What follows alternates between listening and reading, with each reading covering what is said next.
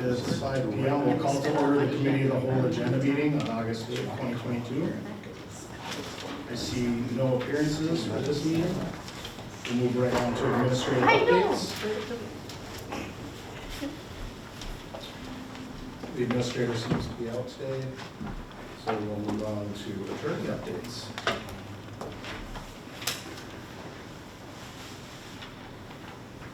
Mr. Attorney, do you have any updates for us? You know, I was just going to tell you folks that trying to get the title company to get us a commitment and closing date on that land out there, and I don't know what's going on. If they're just that busy, we haven't even had a call back, and we've called today twice, so. And that's really my only update. I want to try and get this wrapped up by the end of the week, but I'm waiting. Good. Are there any questions for the attorney on that? Just clarification, you're speaking about the liquor store The property. liquor store, we have a signed purchase agreement, we just need to get the deal closed. Okay. Thank you. City clerk and HR updates. Thank you, Mr. Chair. As I was just discussing with the attorney, we got an inquiry from the promoter for the Mndot concert regarding the sale of liquor during that event. And I have not, they were going to be emailing me a letter, which I haven't received yet, so hopefully I have that. I'd like to request that be added to the agenda for the regular meeting. Also, just a couple things I wanted to talk about. The internal bulletin that we received for the Public Works Specialist 3 position would be awarded to David Dahlberg. And under number consent agenda, that was number 11. Under 14, the internal bulletin for the position of lead lineman would be awarded to Chad Schultz in the electrical department. Also, under consent agenda, number 8, we've got a canvassing board scheduled for 5 p.m. meeting on Friday, August 12th, here in the council chambers at City Hall, and that will be both for the primary and the special election. That's going to be held tomorrow. Anybody have any questions on either of those things? I think that's all I have.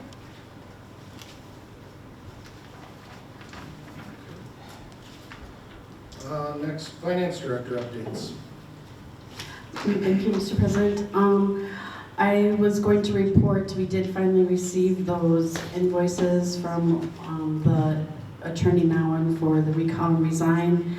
The total was $35,773.15. $30,037.65 was for May, and $5,735.50 was for June 2022.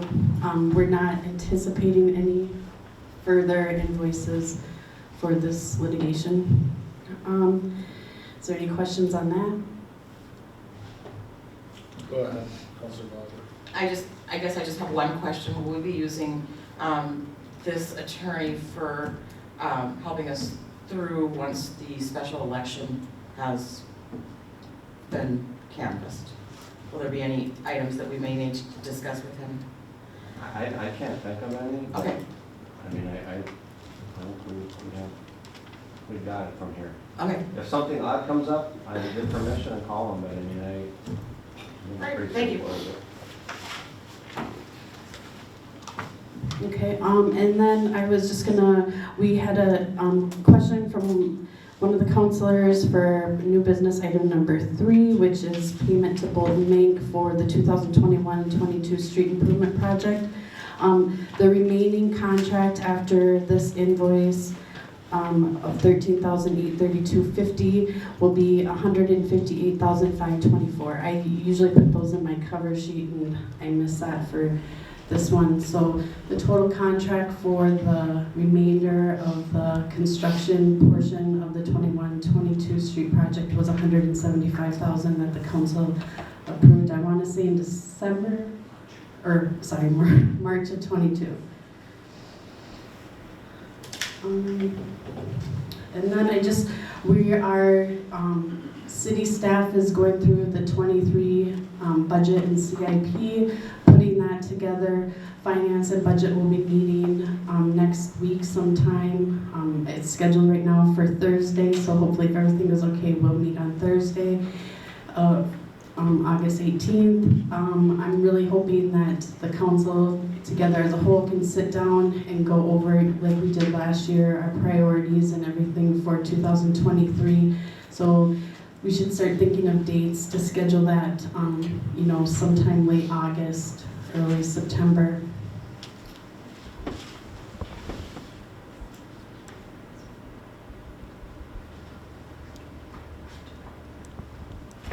And then Patty and I did have the opportunity to meet with Chief Hoganson and Assistant Chief Anderson this morning regarding the event, and they do plan on providing, a recap to the City Council at the August 22nd meeting, at the 5 p.m. meeting. And we just want to reach out and thank Hoganson and Anderson for the wonderful job that they did in planning for the event, and their main goal was to have a safe and successful event, and I think that they would accomplish that. All right, is that all? Thank you. Next, we'll go to city engineer updates. Joe, you actually get time to speak there this one. You guys left me too much time. No, this will be quick. So, good evening, by the way. We have a couple of items on your agenda tonight. We've got consent agenda number 5, which is the current payment on the 2122 street project. And that kind of goes hand in hand with communication number 2, which is an update on that project, so I'll start there. So the 2021-2022 street project, the short version is it's essentially done. All the concrete's done, all the pavement's done. The topsoil's been put on the boulevard, the seeding and mulching is all done. I drove through it today, some of the grass is already starting to come up. The last thing that was left to be done was signs, and I believe most, if not all of them, got done last Friday. So we were out there checking today and counting the signs to see if all the ones had been put in their plans. There already has been an initial walkthrough done with the contractor to identify punch list items, and an initial punch list has been provided to them, and they've been working on those items. Most of them are already done, so we'll be doing a final walkthrough probably within the next couple of weeks, along with the county personnel and coordinating with the city utility department and city street department to make sure that everything has been done and to see if there's anything new that needs to be added to the final list before the project can get closed out. So, we've stopped the weekly on-site meetings because the construction is essentially done, so those are done. We haven't put an update. The last update on the website was, I think, July 15th, with the schedule that had the schedule for the rest of the concrete work and the paving that was to be done. So everything's pretty well wrapped up. Just tying up the loose ends at this point. Pay request number 18 is included in your packet tonight, and that pay request is primarily for the street work and some of the boulevard work and some of the miscellaneous work like final payment on mobilization and those types of things. The total amount due to the contractor for the city's portion of the work for these last 2 weeks is $134,147.59, and we would recommend approval of that payment. It still includes the standard 5% reduction, or excuse me, retainage. We have not reduced that yet. Contractor hasn't asked for it, and we haven't offered it yet. So we still are holding the full 5% retainage on the construction contract. There are some items that still need to be finalized out, some final quantities that we're waiting on documentation from the contractor.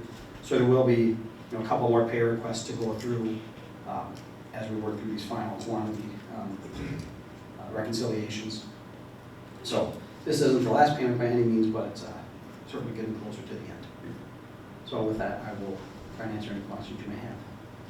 I know that last year we talked about tree planting and we wanted to wait till the contract was done. When would be an appropriate time to consider planting trees in the boulevards? We can certainly reach out to the project manager from the contractor and see when he believes he can turn over the site to the city for tree planting. I mean, my gut reaction is probably after Labor Day. Okay, thank you. Any other questions on the 21-22 street project? Okay, then the other item we've got on the agenda tonight is communication number 1, which is the monthly update on all the active projects we've got going on in the city. And there's a few of them I want to touch on. The whole memo's in your packet. It's got 12 or 13, I think we're up to 13 projects now that are on it. I'll just touch on a few of the highlights. Obviously, as you know, Lake County is working to develop their project for 5th Street and the 500 block of 4th Avenue. Since we last reported to you last month, the county has held an open house. That was held on July 21st. We attended that open house with the county personnel to answer any questions. Most of the there weren't that many attendees there. There were about 8 or 9. Most of the questions were on the city avenues, and most of them pertain to things like access and things like service interruptions for water and assessments, of course, and cost. So we answered those questions as best we could. We told everybody that we would be having our formal public hearing at the city in September on our feasibility report.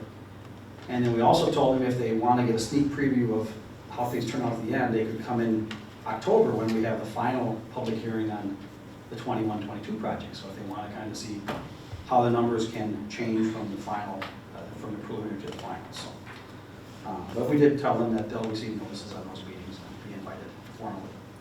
So that open house went well. The county, I think most of you know that the county is looking at possibly adding 2 more blocks of 4th Avenue to the project, the 400 block and the 300 block. So we've been discussing that at a staff level. We reviewed it with the Utilities Committee. They're supportive of adding those 2 blocks, providing the financing works. We've talked to the Public Works Committee. They're supportive of adding those 2 blocks if the financing works.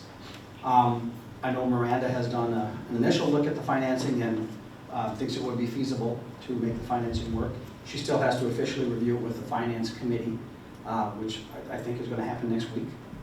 The county has a little complication on their side because the 400 block is county state aid highway, which means they can use Mndot money to rebuild that block. So they know they've got that money in their account. The 300 block, though, is county road, so it does not get any state aid money from Mndot. So that they would have to fund through their county funds. And they're still checking to see if they can swing that block financially from their standpoint. This segues into our 23-24 project. You know, we're doing our project under Chapter 429, so we have to follow the proper procedure. We legally have to have you authorize us to do the feasibility report on any portion of the project that we intend to assess for. And on 4th Avenue, we'd be replacing our sewer and water. Sewer services get assessed. So in order to assess those services, we have to have those 2 blocks officially added to the scope of the city's project. I talked with the county engineer because we're getting a little bit of a time crunch. We want to keep our project on schedule. We'd like to have our public hearing in September, but we're running out of council meetings between now and then. So they will not have a final decision on whether or not they want to add those 2 blocks by the 22nd of August. But I think we need to get authorization from the council on the 22nd of August if we're going to include them in the feasibility report. Because we've got to turn that report around and have a public hearing. We're targeting the 2nd meeting in September. So just a heads up that we'll be coming with a proposal at the August 22nd meeting to officially add the 300 and 400 blocks of 4th Avenue to the feasibility report for the project. Obviously, if the county decides to not include them, then we can drop them from the project after the public hearing and not move forward with the final design. But we at least need to get them in the feasibility report so that we can keep it legal or keep them included through 429 process. Any questions on that explanation of what's going on with the county's project and how it relates to the city's project? Okay. A couple other quick updates. The Mndot project, Highway 61. Mndot had another stakeholders meeting for the reconstruction of Highway 61, and just again for reference, their general schedule is they're studying the corridor this year in 22. They're going to do preliminary design in 23, final design in 24, and then start construction in 25. And they need a lot of lead time because they often have to buy right of way or negotiate easements, get their environmental reviews on all that kind of stuff. So we had another stakeholder meeting on that last Wednesday, I think it was. The meeting went well. There were a handful of us from the city's perspective that were on the call. I know a Councilor Passy was there, primarily representing Trees and Trails. And, it was a good meeting. They are planning another open house on the project in September, the end of September. Right now, they're targeting the 27th, but they haven't officially confirmed that date. But that right now is the tentative date for the open house. Now, one of the things, if you recall, the city's looking at doing underpasses underneath Highway 61. And Mndot's basic response was, yeah, that's fine, we can include them in the project, but they're your responsibility to do. And so you had authorized us an amount of a fee to do preliminary investigation and try and get these cited and get preliminary layouts done. Mndot needs that information essentially as quick as possible for their environmental documentation that they want to submit. So we have worked on that. We've had a couple of internal committee staff meetings, reviewed these layouts. The good news is we have two options that we think will work at the west end. There are one of two choices. But for now, I think we're just going to give the information to Mndot to the construction limits for both of them, so that we keep both of them on the table and let the city work out which one it prefers, which location, by the time we get into design next year. So we do have two good options at the west end. The east end, we've got a location that will work. I know there's been some discussion whether that's going to maintain being a motorized crossing or a non-motorized crossing. And again, we're kind of covering our bases. We've done the layout both ways so that we can identify the maximum limits under both scenario. And then we're going to give those limits to Mndot so they can include them in their environmental submittals. So we have our flexibility open at both the west end and east ends. So that's coming together pretty well. We had a meeting last Friday with staff and again this morning with staff to talk about that. We'll bring updates to this to Public Works on this coming Thursday and then to Trees and Trails next Thursday. But I wanted to give you a heads up now because the way the schedule's playing out, we won't be able to bring things back to the council for final approval before we have to get information to Mndot. So our goal is to get limits or information on the construction limits, which they call them APE, the area of proposed effect. They're APE. So they need the information for their APE as soon as possible. And we've told them we can get that to them by the end of this week as our target. The next step then would be to go into cost estimate, preliminary cost estimates. And the fee you authorized us for our work to do this. We still have enough in our budget to be able to do that work. Our goal is to get that done by September 1st. And the good news here is that Mndot has said if we can get them those cost estimates, they can include that cost in their project funding pursuits. Because we talked about costs a little bit, and we said, well, the city was hoping to go after bonding dollars and some funding sources, and the Mndot project manager said, well, if you can get us the costs, we can include that in our applications so that we can try as many avenues as possible to find funding for the underpasses. So that would be our next step, is that we would get preliminary cost estimates put together by the end of the month and get that information to Mndot. And of course, we'll review that with staff and make sure we've got all of the proper input and have our bases covered. But then looking forward, once we have those drawings finalized and that information to Mndot, have cost estimates done, that information to Mndot, I think then we'll be ready to bring it to the council so that we can make it part of the public record of where we're at with the layouts and the costs. So our target would be to bring that to you the first meeting in September. And then if you're comfortable with that, we could then present the information at the open house that Mndot has on September, that last week of September. And then we can start to generate feedback of what location does the public prefer, what input do they have on the proposed locations or the potential costs and impacts of the underpasses. So that's a little bit of a long-winded, of course, update on Highway 61 and the underpasses. So I'll stop there and see if there are any questions or comments on the Highway 61 project. Go ahead, Councilor Erickson. So I'm just wrapping my brain around the, wrapping my brain around the timeline, and I heard bonding, which of course we all know is oftentimes a multi-year process before there's success. Do we have opportunity and timelines to be considering whether or not we can find funding, or does there have to be a decision made So things can fall off of the project by 2025 if, say, we're unsuccessful in finding Yes. funding. Yep. Okay. At this point, we're not committed more than identifying the potential locations and the impacts for the APE, along with the cost estimates. Thank you. That's all we're committed to at this point. Thanks. Any other questions on the Highway 61 project? Okay, the only other project, a quick update, just because of scheduling purposes, Odegaard Trail. There's an invoice in your packet tonight for some of our services. If you recall, the only authorization we'd had to date so far was just preliminary survey. We had a budget of like roughly $7,000 for preliminary survey. That's what the invoice is in your packet for tonight. The intent is, remember this project got scaled back, and we have to use the trail fund, the grant funds that you've got. They're supposed to be used this year. An extension was obtained, so they can be used next year. But this trail is going to be piggybacked on the county's project to resurface 8th Street next year. So they're going to be bidding that project. They originally intended it for this year, and they got behind schedule, so they pushed it back to next year. But they're going to be bidding it over this winter. So if we want to keep our trail with their project, we'll have to do the design this fall, so it can get into their plans that get bid in January or February. So my intent is to bring a proposal to you guys. If I can get it ready for the 22nd, I will. Otherwise, first meeting in September, to authorize design services for the Odegaard Trail. Because as of now, all we've got authorization for is the survey. So just a heads up that that will be coming in one of the next couple of meetings to do the final design of Odegaard so that it can be merged with the county's project for 2023. Any questions on the Odegaard Trail project? Okay. With that, the only other item, consent agenda item number 4 is a payment for the current work on the wastewater treatment plant.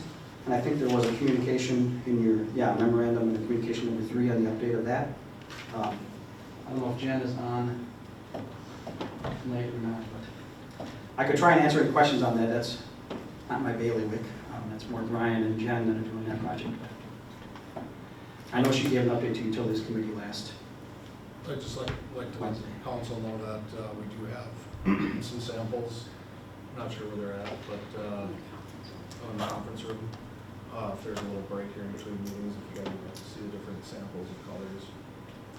Coffee bean and pumpkin spice. Pumpkin spice and coffee bean. It'll just make you hungry as hell, or thirsty. That's the end of my report, unless there are any other questions or comments.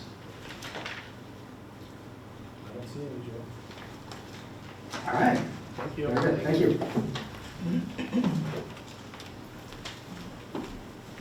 Well, it looks like we just have reviewed the samples of the wastewater treatment plant walls next. Are there any other agenda questions or additions? Go ahead, Councilor Pat. Yeah, I would like to get some clarification on the VioStream cable cast. I know I've heard a lot of people in the community saying, what's going to happen? Are we going to be able to Zoom? I love Zooming. I don't want to go down and sit in the city hall. Can it just get, is there some way I can allay their fears? Additionally, is VioStream going to be available? And I'm getting ready to speak for meetings such as the Planning Commission, Trees and Trails, etc. You want me to speak?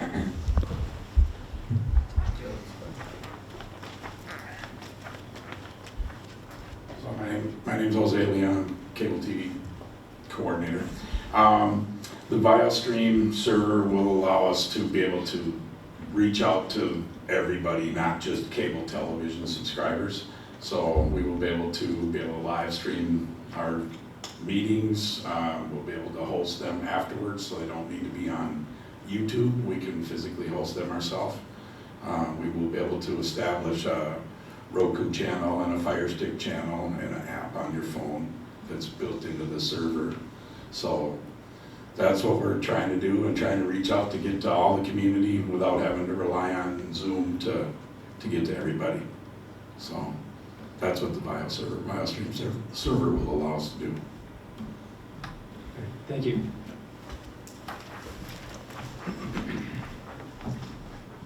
And the only other agenda question that I had is that we put the announcements back in for this evening, and so I've added that onto my agenda. We'll have announcements at the end of our 6 o'clock meeting. Are there any other agenda questions or concerns? Go ahead. Mr. Chair, I know usually we discuss items from the committees during the 6 o'clock meeting. I just wanted to have the opportunity to ask any of the councilors if they had any questions about the items that have come forward from the Public Affairs Committee with regards to committees, commissions, memberships on certain boards, and the ability to speak at meetings. I thought maybe as long as we have some extra time, this might be a better opportunity for us to discuss that before it comes up for vote. Is there any discussion on these? Yeah. I don't know if you want to just give a rundown or of all of it. I mean, that's, if you want to tackle them one by one, All right. maybe we should do it that way. So, Well, basically, what was sent to the Public Affairs Committee was to look at how members are appointed to boards, commissions, and committees. And could I ask you to, Tim, could I ask you to address this to the council so that everybody, I'd rather have your words than mine because you're gonna do it so much better. Don't bet on that.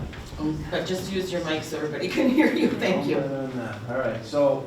Do you mind if I just clarify really quick that these came to the council with a unanimous recommendation from the Public Affairs? So all members of the Public Affairs, when we brought these forward to tonight, were a part of a commission meeting. So I just want folks to know that And these were discussed at length. Yeah, at length, like months. And then I also want to say that this was referred to Public Affairs back in February. Okay. Well, let's just walk through them.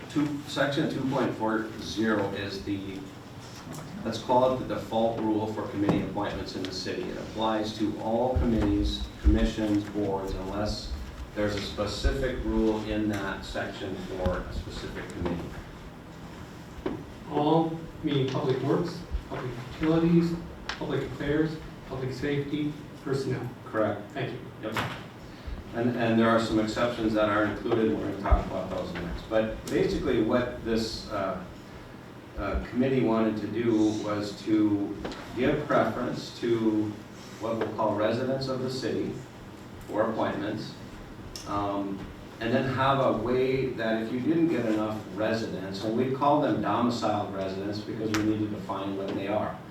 A domiciled resident is somebody that has a homestead within the city, or they're registered voters, or they have a driver's license that says they reside within the city limits. And that's kind of how they laid that out, and I actually drafted that for them, trying to find a way to do that, yes.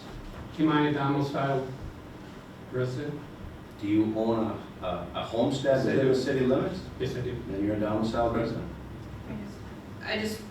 Going back to can you explain the difference between a commission and a committee? Because the reference, we have committees, which are all members of the council, and then there's commissions who have public members, so I just want to clarify that there is a difference between a commission and a committee, and we had a very good discussion about that commissions were meant to be public representation and not represented in whole or in majority by council members, but that committees, like certain of our committees are all councilors, like the public affairs or utilities or public works. We don't have community members on those committees.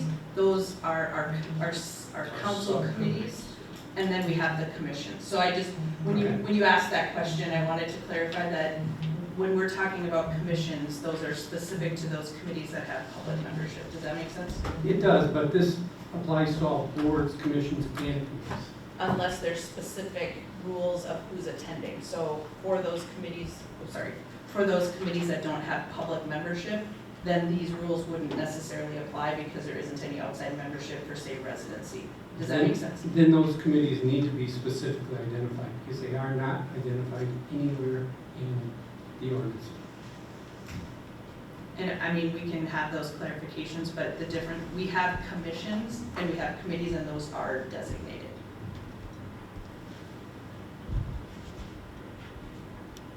to carry on the search. So the process, the thought process was again to give a priority to residents, domiciled residents, doesn't mean you have to own a home, you can be a renter, if you go here, you have a driver's license that's got an address here, you qualify to be appointed.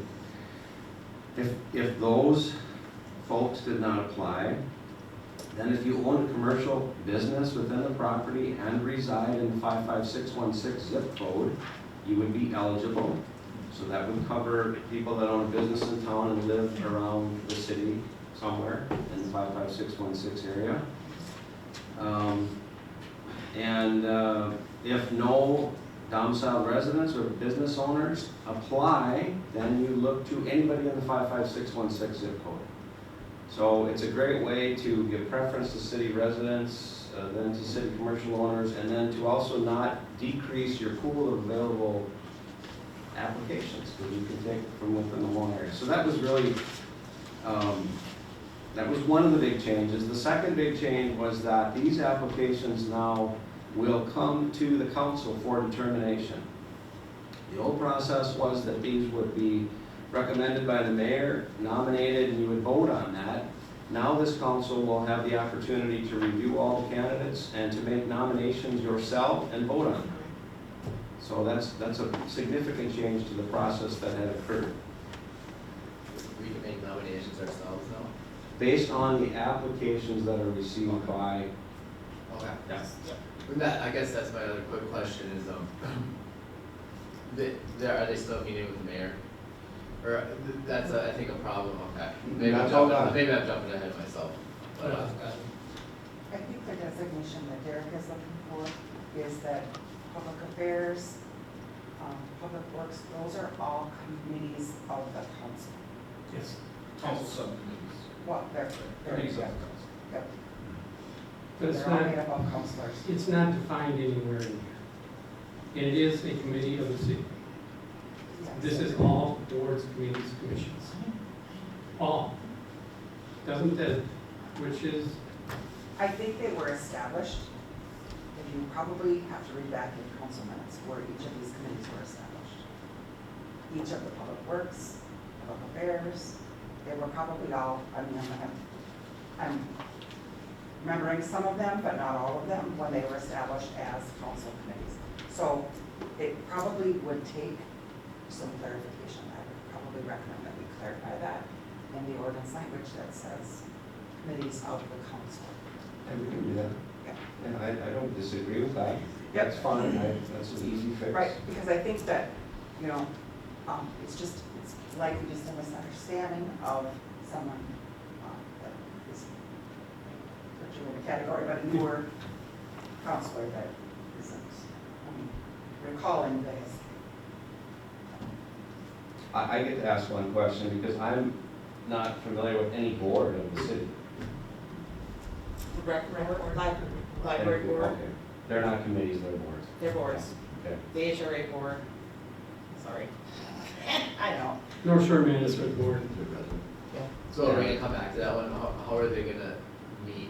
I know there was some problems with that in the past. People said that they wanted to schedule an appointment to have an interview to get on a committee or commission.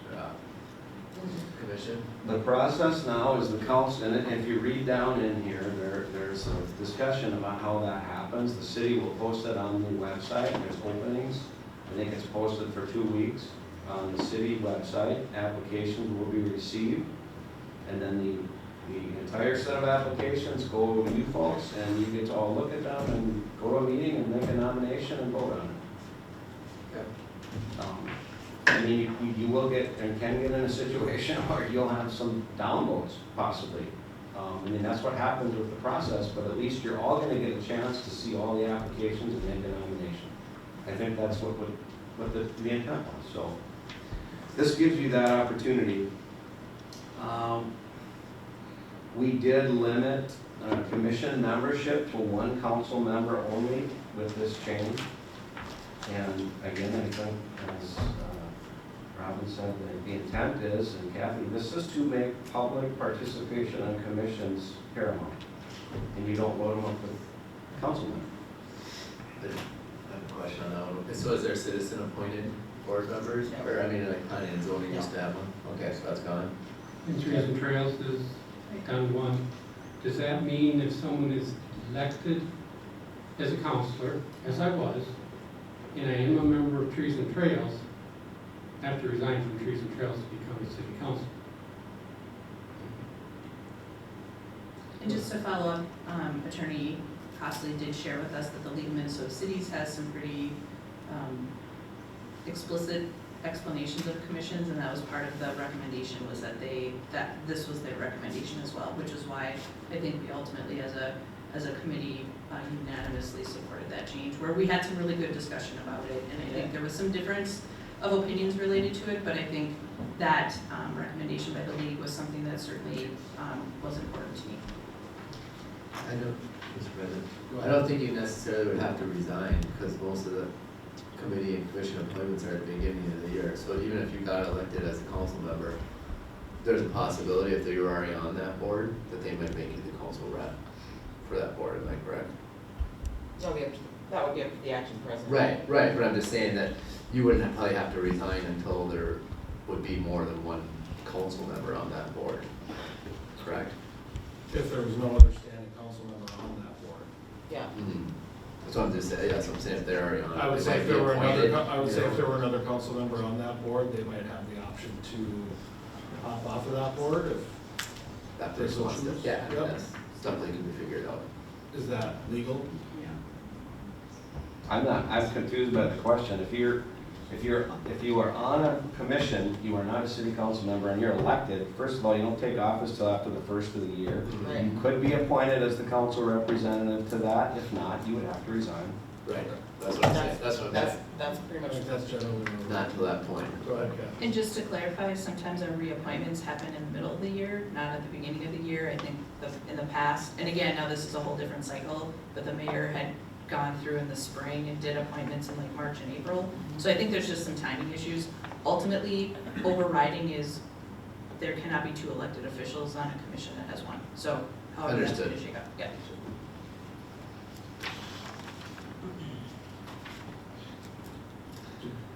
We beefed up at the end of section 2.4, we just put in there that prior to taking office, not only do you take an oath affirming you will discharge your duties, but you will also comply with all city policies, codes of conduct, ethical standards, etc.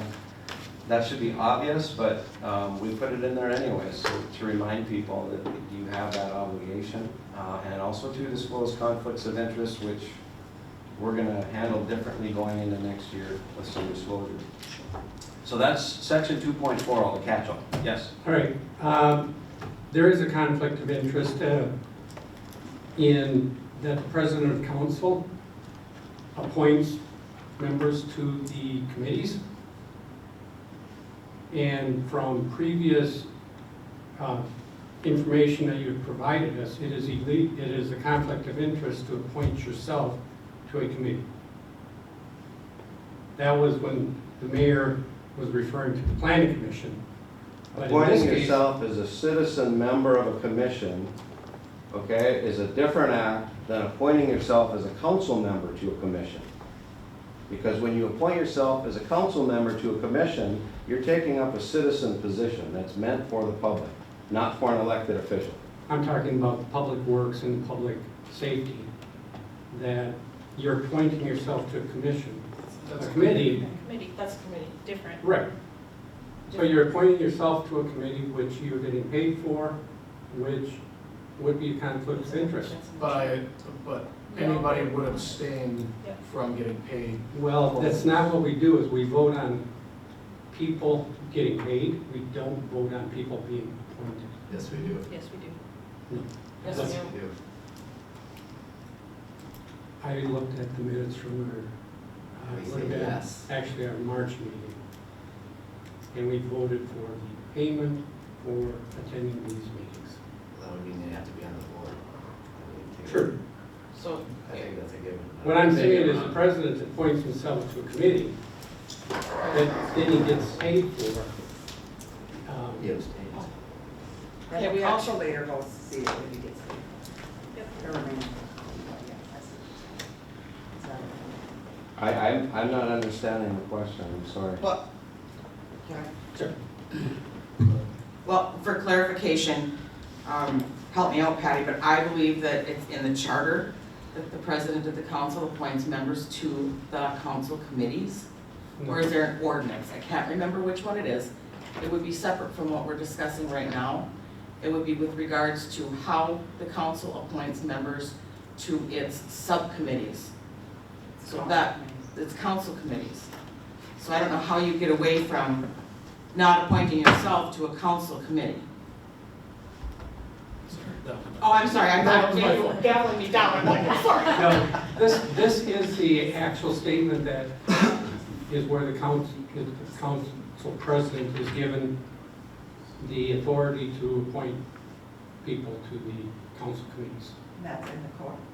That's what you Yeah, have there. well, section 2.4 row.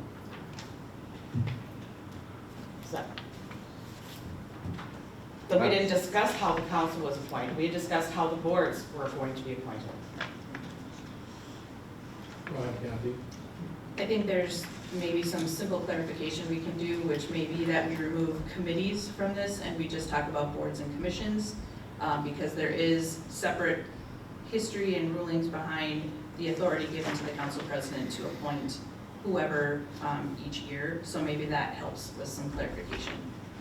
And I'd certainly be supportive of that, but clearly we have standard practice of how we have committees done as committees of the council versus the intention here was really to speak to commissions and boards to make sure that we are being intentional about community involvement.